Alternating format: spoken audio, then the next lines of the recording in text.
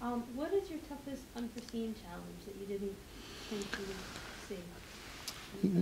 You know, I think I hate to harp on the same thing, but I think the extent of the budget cuts, I think I have to say were more than I expected. So I came in knowing that there was some fiscal challenges, but I don't think I really anticipated we would be in this degree of deficit. So I mean, I think as you know, I had and still have a very ambitious agenda. I mean, I would like to do some of the things we talked about, which is really hire more faculty, really push our research numbers up, and I want to see Stony Brook in the top 20 of public universities. I think that's an achievable goal.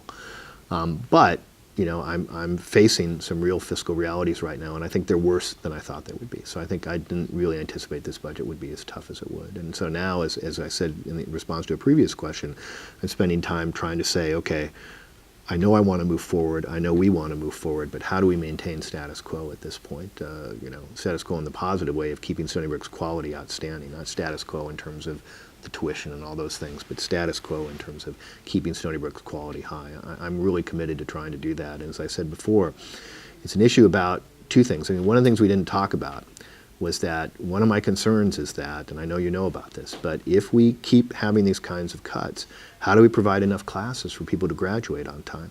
And that's a challenge. And if we've been making great progress on our 4-year graduation rates. They've been improving. But if people have to stay an extra semester or an extra year because they couldn't get classes they wanted, then that's a tragedy, because then your costs essentially have gone up significantly. And it really would have been unnecessary potentially if we'd had the kind of classes, had enough faculty to staff classes as we need to.